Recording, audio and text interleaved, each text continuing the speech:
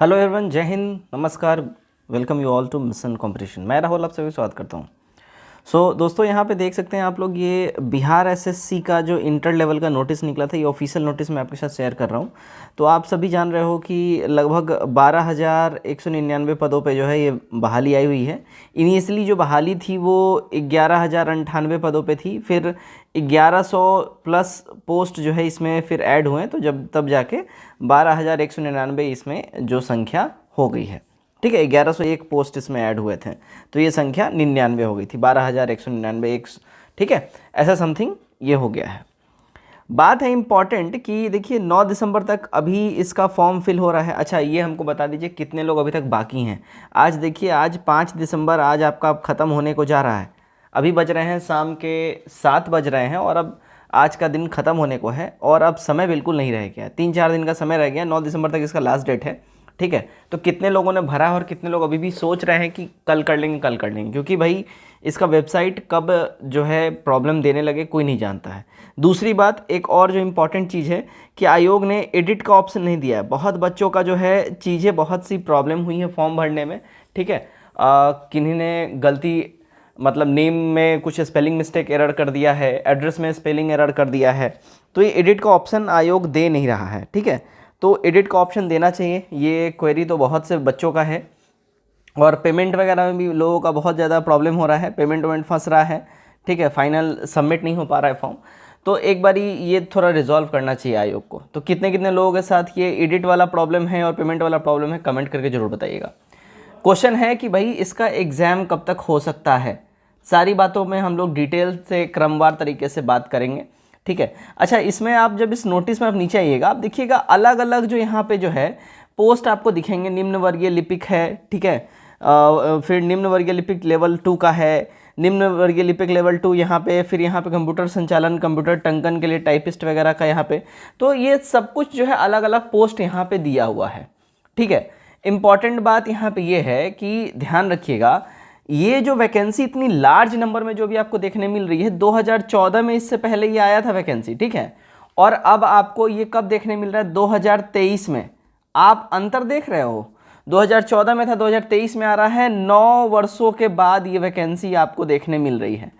और अब जो इसके बाद नेक्स्ट वैकेंसी जो है, शायद फिर से 8 से 10 साल के बाद अब इसको अगली वैकेंसी आपको देखने मिले। यानी कि ये अभी 23 में आ रहा है, शायद हो सकता है 33-34 में अब अगला वैकेंसी आएगा आपको। तो भाई इस बार अगर चूके तो बहुत बड़ा मिस्टेक करिएगा, ब्लंडर करिएगा अपने लाइफ का। ठीक है, दूसरी बात है, देखिए सीजीएल जो है, सीजीएल 4 की भी बातें चल रही हैं, ये भी आने वाला है। 2300 प्लस पदों पे ये आने जा रहा है, सीजीएल 4 भी।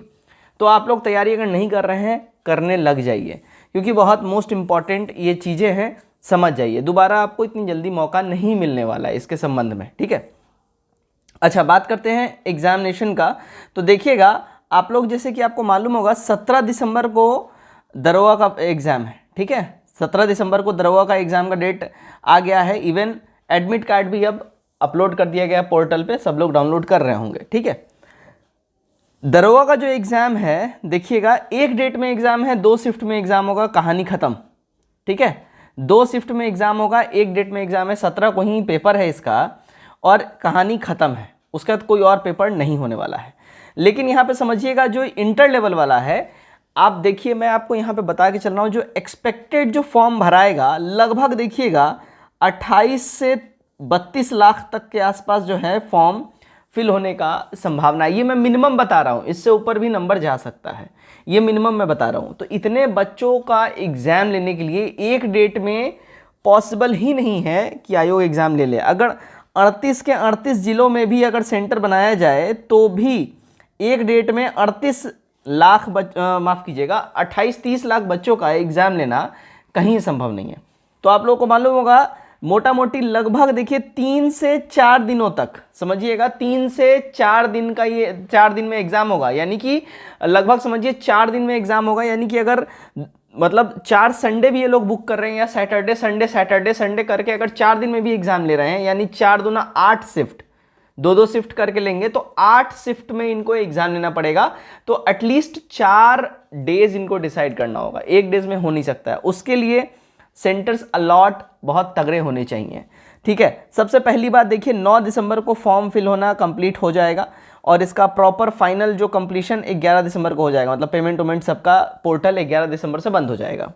उसके बाद ये इसका फॉर्म जो भराएगा इसका स्क्रूटनी होगा, यानी कि कितने बच्चों ने सही फॉर्म भरा है, उनका फ़ोटो सही है, साइन सही है ना, डिटेल्स जो भरे हैं वो सही है, मतलब तरीके से सब कुछ भरा है, किसी और कॉलम में कुछ और तो नहीं भर दिया है, आधार कार्ड के जगह पे उन्होंने मदर का नाम तो नहीं डाल दिया है, ऐसा सब कुछ चेक होगा, ठीक है। उसके बाद जाके स्क्रूटनी होने के बाद तो ये इतना ज़्यादा स्टूडेंट्स हैं, स्क्रूटनी होने में भी समय लगेगा, तो जनवरी तो पूरा इसमें जाएगा। दिसंबर से ये हाथ लगाएंगे ये लोग, दिसंबर समझिए कि 15-18 दिसंबर के बाद इसमें हाथ लगेगा और पूरा जनवरी इसमें जाएगा, ठीक।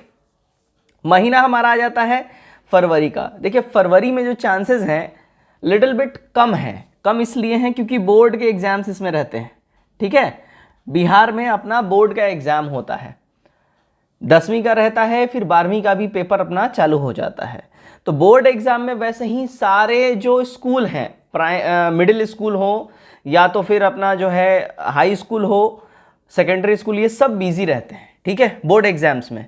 तो ये सारा सेंटर्स यहाँ पे रहता है, ये ऑलरेडी बिजी होते हैं और 6-7 दिन तक तो इनका ऑलरेडी उस बीच में अलॉट रहता है, इनका बुक रहता है, तो उस डेट में होना संभव ही नहीं है, पॉसिबल ही नहीं है, ठीक है।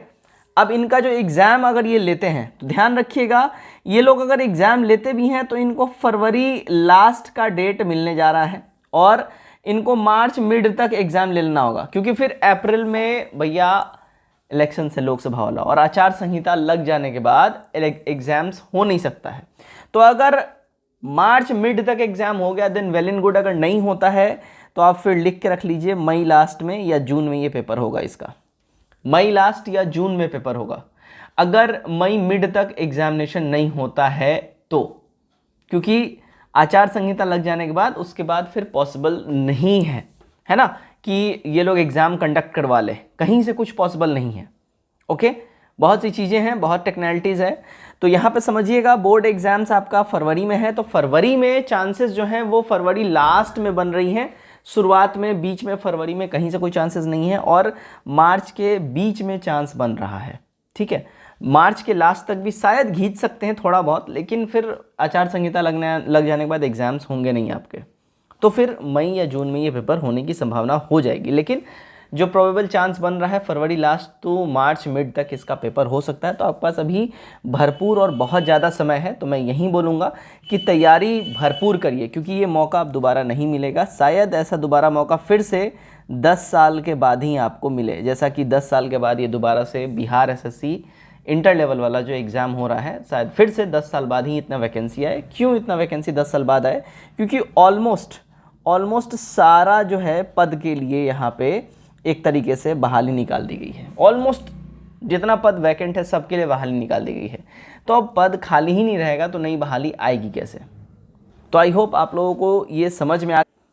और अगर इसके रेफरेंस में मैं अगर जाऊँ तो यहाँ पे एक वेबसाइट को मैंने ऑलरेडी आपके लिए खोल के रखा है, इस वेबसाइट का रेफरेंस, ठीक है। यहाँ पे देखिएगा, यहाँ पे इन लोगों ने क्या लिखा हुआ है कि देखिए, संयुक्त प्रतियोगिता परीक्षा 2023 के जरिए एलडीसी है ना, file area inspector, assistant inspector और revenue staff, panchayat secretary, typist cum clerk पदों के लिए प्रारंभिक परीक्षा संभावित तिथि 2024 के जनवरी महीने में जारी किया जा सकता है। देखिए जनवरी में पॉसिबल नहीं है, ठीक है। यहाँ पे ये वेबसाइट का मैंने रेफरेंस लिया है, आपको मैंने दिखा दिया, लेकिन जनवरी में पॉसिबल नहीं है, स्क्रूटनी में टाइम लगेगा, ठीक है। यह तिथि पूर्ण रूप से संभावित है, जैसे ही आधिकारिक अधिसूचना जारी होगी एग्जाम डेट को लेकर वैसे ही अपडेट कर दिया जाएगा। तो यहाँ पे इन्होंने ये भी वर्ड यूज़ कर लिया, आधिकारिक अधिसूचना जारी होगी तब, और ये संभावित है, ठीक है, यानी प्रोबेबल है, इसका अभी कोई ऑथेंटिसिटी नहीं है। और ये देखिए 13 नवंबर का ये इनका अपडेटेड है, सुबह 8 बजे का ये न्यूज़ अपडेटेड है, ठीक है।